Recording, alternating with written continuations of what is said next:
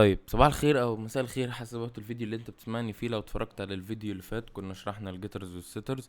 النهارده ان شاء الله نشرح الانهيرتنس. ويعني ايه الانهيرتنس؟ يعني انت لو رحت ترجمتها ترجمة حرفية فهي اسمها الميراث او الوراثة.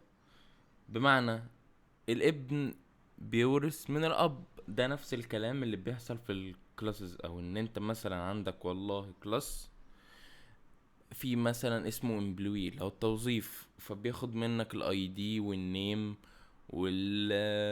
والسالري. تمام. جه مثلا قال لك والله طيب انت عندك كلاس تاني اسمه وليكن ديفلوبر وسيلز مثلا. والسيلز دول متقسمين لانواع، والديفلوبر لفريم ورك اللي هو بقى اذا كان نيتف، اذا كان كروس بلاتفورم، وهكذا. طيب هتعمل كل مرة بقى انت في الكلاسز دي ان انت تروح تكتب بالاي دي والنيم لكل واحد؟ لا، بيجي هنا عملية الوراثة. وفي نفس الوقت انا مش ينفع اجي اقول لك ان والله ان انت عندك مثلا كلاس اسمه كار في نيم، وكلاس تاني اسمه بيرسون في نيم، فتيجي تقول لي خلاص طب ما انا عامل كلاس اسمه كار اخلي البيرسون يرسم من الكار وخلاص، ما هو كده كده في من السترنج نيم. لا، هو صح يعني اللي انت بتقوله انت ممكن تطبقه، بس كلوجيك غلط، تفكير منطقي غلط. تمام. فتعال نشوف مع بعض مثال عملي كده. ان انت مثلا جيت هنا والله ان انت قلت له عندك كلاس اسمه مثلا امبلوي. تمام. جيت قلت له اسف، جيت قلت له ان انت عندك مثلا اول حاجة string بالنيم، وعندك ان انت عندك ايه تاني انتجر مثلا بالسالري، وعندك مثلا نسينا نعمل ان احنا عندنا انتجر هنا فوق بالاي دي. تمام. وزي ما اتعلمنا هنعمل الكونستراكتور بتاعنا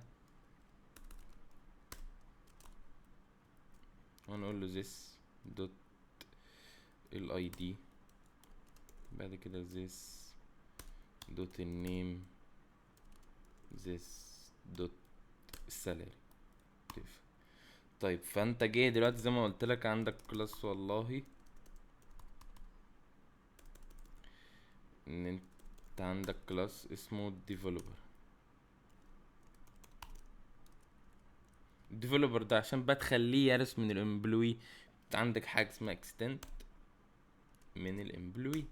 تمام. وبتعمل كده. طيب جالك ايرور ده ليه؟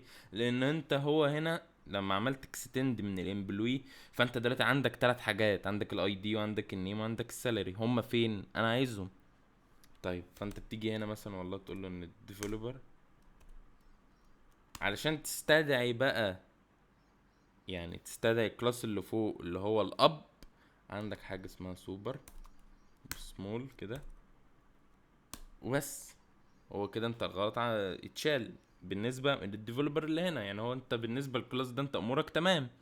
طيب بالنسبه هنا هو انت مش عندك اي دي ونيم وسالري، فانت ممكن تعمل كده، تعمل الواحد تكتب مثلا ان ده مثلا والله زياد، وتكتب التاني مثلا 100. الموضوع خلص خالص وبقى بسيط جدا وانتهى، صح؟ طيب بس انت كده في كل مرة الديفلوبر هيخش يعمل مثلا اكونت او لا يعمل ايا يكن يعني حاجة جديدة تخش، فهياخد نفس القيمة ثابتة، وده طبعا احنا مش عايزينه.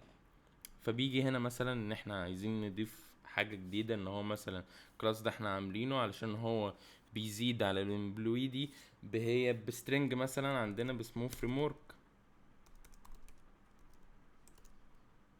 تمام. دوت فريم ورك. تمام. طيب انت دلوقتي بقى هتقولي طيب انا هبعت الحاجات دي ازاي؟ عشان احنا دلوقتي هنعوز نستخدم ده، لان ده بالنسبة لنا الاب اللي احنا اصلا بنرسم منه الحاجات دي، ويعتبر ثابت بالنسبة لنا. تمام. طيب هاجي اقول لك مثلا طيب انت لو عرفت كل حاجة هنا، طب ما هي لا، انت بتعمل ايه بقى؟ ان انت بتيجي هنا نمشي بالترتيب، اللي هو عندك انتجر اسمه اي دي، بعدين بتيجي تعمل string هنا باسم النيم، وبتيجي تعمل تاني انتجر باسم السالري مثلا،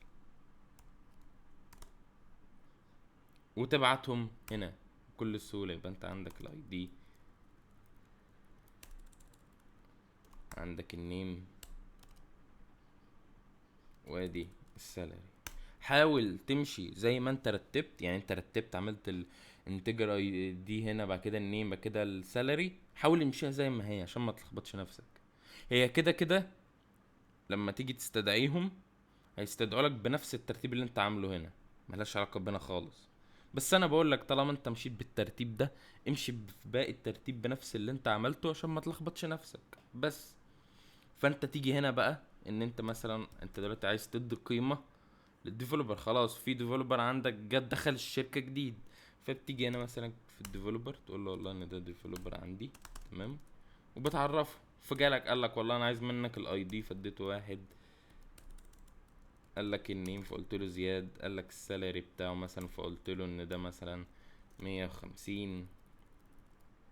والفريم ورك ان هو فلاتر، تمام. طيب ده كده كان كل الموضوع ببساطة، وان انا شرحت لك مبدأ الهيرتز. تعال مثلا اوريك ان الموضوع ماشي معانا ببساطة. فنيجي هنا مثلا لو عملنا الفانكشن void وقلنا ده مثلا view، تمام، نجي هنا عاملين كده وقلنا عملنا print وقلنا مثلا my name، وجينا عملنا كده. الحركة اللي انا عملتها دي علشان يعني لما تيجي تعمل برنت تنزل على سطر جديد. my salary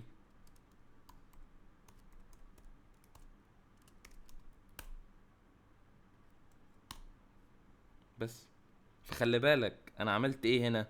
انا عملت الفويد فانكشن بتاعت الفيو دي جوه الامبلوي، يعني ملهاش علاقه بالديفلوبر، تمام. فلو جيت انت بقى هنا جيت استخدمت الديفلوبر، وتجي اعمل كده، وتجي اعمل دوت فيو.